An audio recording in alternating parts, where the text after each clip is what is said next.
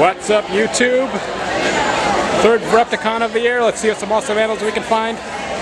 Starting off, let's see what we can find. Let's go, pens. Is Kesha. She's a white throat monitor. Uranus something.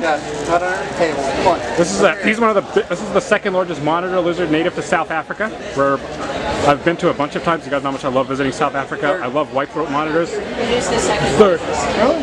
It's in South Africa. Oh, South Africa. Okay. Yeah. So the third largest lizard in Africa.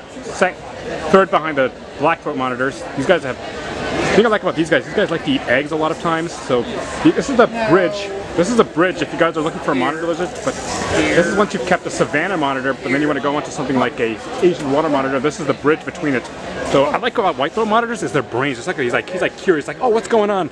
I love water. I love this animal. It's cool to see it right here at Repticon. This is a spectacled caiman. These guys are from South America. These guys are from like the Amazon area. Hey, don't be shy, buddy. These have these. Oh, see these derms here? These are used for protection in the wild. So believe it or not, these guys are actually invasive in Florida. These are actually probably the most invasive reptile in Florida. So I don't know why people aren't paying attention to these guys. But have a look at how cute these guys. These guys aren't. The only pet crocodilians I'd recommend are dwarf caimans, but not these. But unless you have a really big space, but have a look how cute he is. He's kind of cool. Pretty closely related to alligators, but cool animal. It's cool to see here at Repticon. This is the piebald Brazilian rainbow boa. You guys know how much I love rainbow boas. This is the bridge. If you guys have kept a sand boa for a while, then this is the bridge between the sand boa and a boa constrictor. But the piebald is a new trait that came out recently. It's a straight recessive. Guys, so it's kind of like a piebald ball python. It's like black and white, but this one's low white.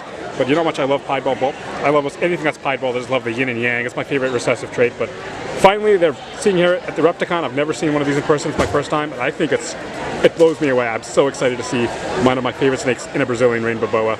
Beautiful snake again. This is an intermediate snake. Where you go, this is like you kept a sand boa for a while, and you want to. This is the bridge between the sand boa and the boa constrictor. But I think it's pretty cool. But still, cool snake to see right here at Repticon. Another Brazilian rainbow boa that I like. This is the T-negative albino. They're very common in Colombians, but this is the very few albinos and Brazilians. But again, this is the snake you want a little bit more experience. They do require a little bit more humidity than a sand boa. But I love albino rainbow boas because I love. When you add this to the pie, this is going to make that snake pop even more. I love albino. This is the first time I've ever seen an albino Brazilian rainbow boa. Look at him flicking his tongue there. He's quite curious little guy. But if you guys want to, like I said, if you want a snake that you have experience, like you've kept a colubrid or a sand boa, this is the next step up. Is a Brazilian rainbow boa before you go into the boa constrictors, and then of course before you go into the anacondas. Beautiful snake here at Repticon. All right, so here we got super banana pastel yellow bellies. I was told that not many of these around. I love the yellow belly. And the yellow belly special as well. Now, believe it or not, Peter Call, for all you football fans, Chad Brown from the New England Patriots bought an ivory ball python back in the early day for Peter Call for $125,000, and is linked to the yellow belly gene. And special is also linked to the white ball python too. Banana's kind of interesting. I thought it was a caramel at the beginning, but it turns out they're just a co-dominant trait. But I love banana ball pythons. I love pastel. Like I said, pastel is the most enhancing gene in the ball python trait. I love seeing ball pythons. These are some cool ball pythons. All right, so here we've got a black pastel hypomelanistic banana ball python. I love, like you guys like cinnamon banana, black pastel is just as effective. Much like the cinnamon, black pastel is a co-dominant trait. When you breed it to when you breed it to a black pastel, you get the super black pastel, which is an all-black snake. But unfortunately, a lot of them don't make it because a lot of them get born with kinks. But this is with the hypomelanistic, which is recessive, which is called the ghost. But I don't like to call them ghosts because they're more hypomelanistic. That's the right way to think for them. But this looks like a cool snake. There's a card right there. Make sure you guys are looking for some good ball pythons, Obyx exotics. Link for them in the description below. Show them some love. This is a beautiful ball python. This is one of my favorites. You guys know how much I love the black pastel and I love banana genes. I think when mixed together, almost purple. So Brian, if you're watching this, maybe this is pretty close to a Barney ball python. I cannot come to Repticon without showing you guys a big retic. This happens to be Dre. His name is Dre. This is a purple albino retic. The purple albino is a very special snake in my heart because it's one of my favorite morphs in the retics. I think it's recessive. Breed it to a normal, all the babies are going to be heterozygous for purple. I've got an interesting story about the first albino retic. I was told it had a broken back, and Bob Clark bred that male. I love seeing purple albino retic, and even cooler, see the snake right here at Repticon. Dre is used to in education shows. You guys, you don't have to be scared of a big snake. You know, Yes, retics get a bad rap for being mean and nasty. Yes, there can be danger from time to time.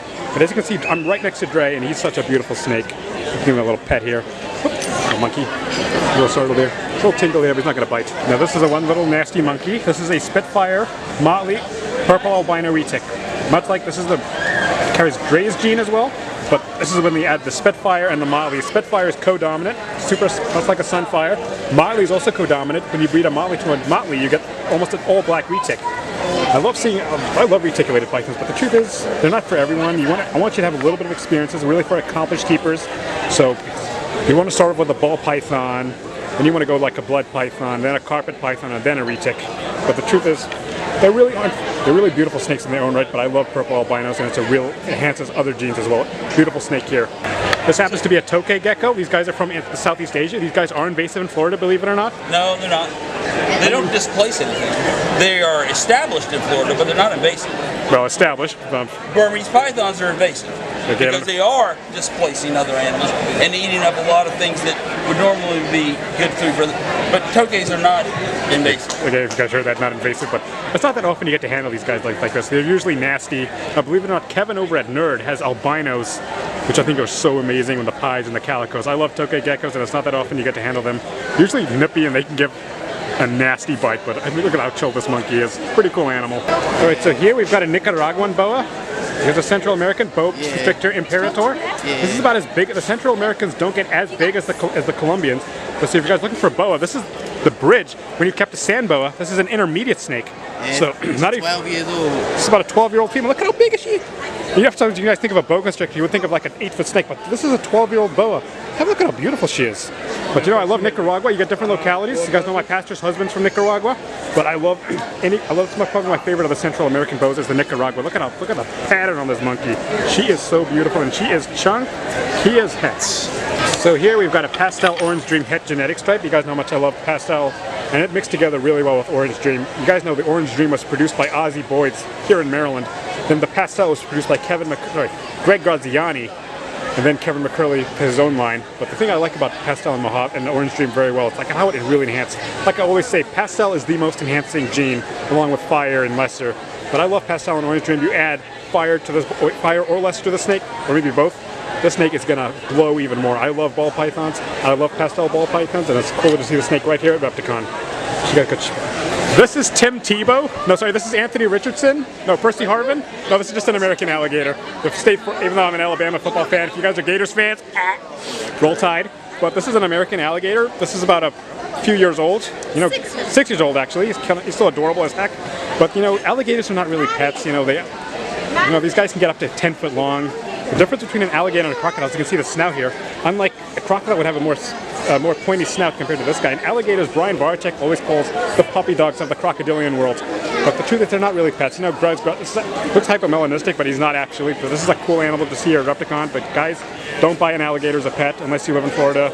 But you gotta have a lot of space. But this is a cool animal nonetheless. So, but for all you Florida Gators fans, roll Tide. Chance it might pinch you, but it's literally just pinching to either hold on or just to figure out what you are. Look at this. It'll be a stinger down to the side, which means it's relaxed. Okay, so this guy's not relaxed here. This is what kind of scorpion again? Cave Clyde. Cave Clyde. So these guys are native to where?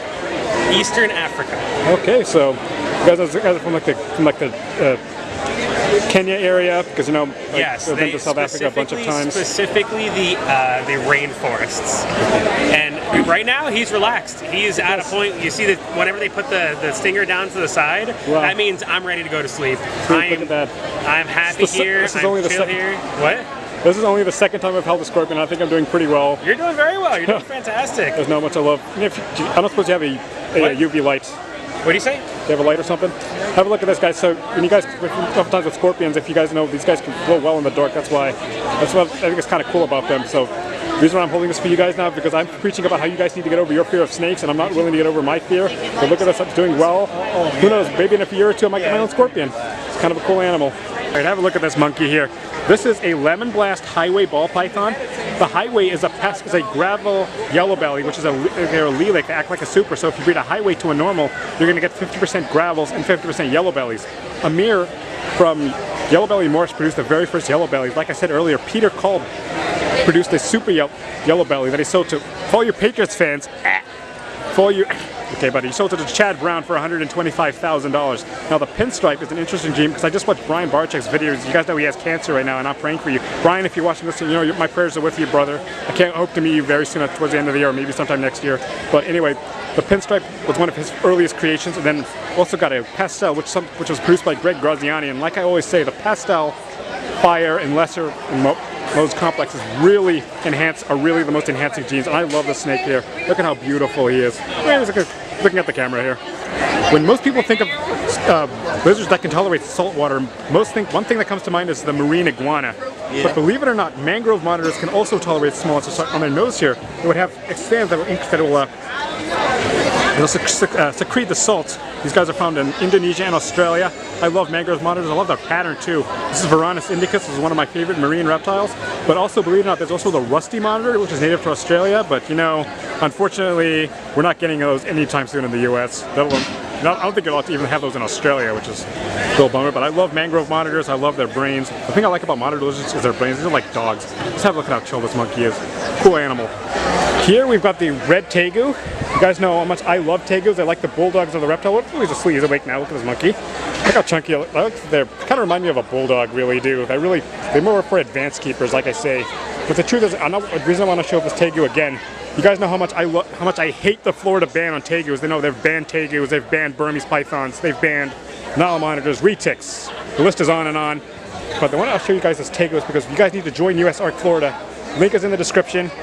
We gotta fight that ban. I really don't want to see these. I hope people can have the ability to enjoy these amazing animals, but rather, I support the permit system as opposed to outlawing, because rather have your animal chipped so you can keep track of it. But this is a cool animal. I love tegus. This is Ozzy. He's a caiman lizard. These guys are from, much like the caiman I just showed you guys, the spectacle caiman. These guys are from Central America.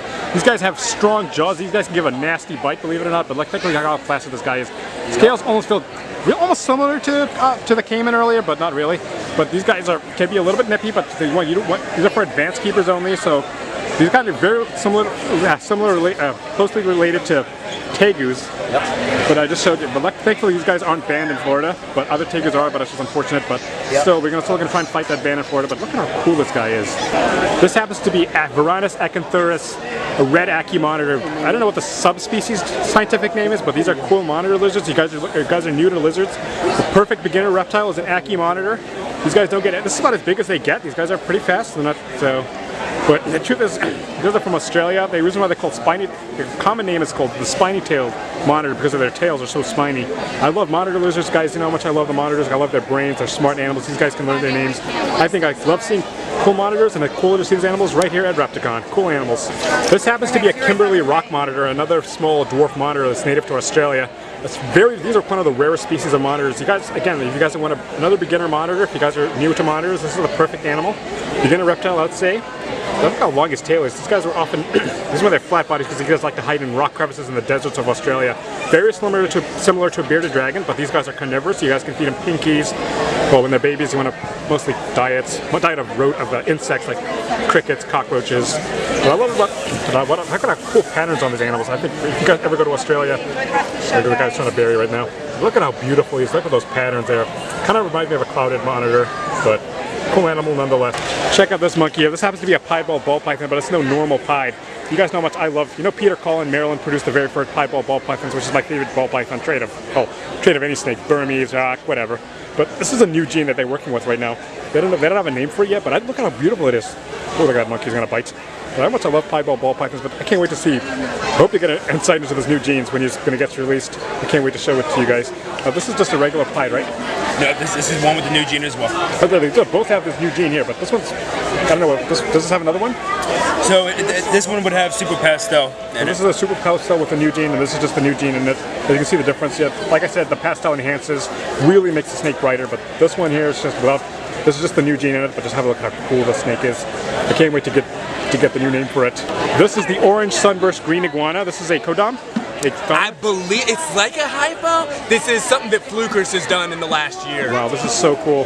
You guys know how much I love green iguanas too. Again, you guys know about the Florida ban. We gotta fight this ban. This is one of the animals that are affected in Florida. You're not allowed to have these in Florida, which is unfortunate. Look at how chill it is. All the morphs, the paradoxes, all of the things that we can't have because everybody housed them outdoors there. Yeah, which is unfortunate. You know Tom Crutchfield, if you guys are interested in green iguanas, reach out to Tom Crutchfield. He's the godfather of the iguana world. I love his albinos. This is a beautiful animal nonetheless. I love iguanas. It's cool to see this animal right here.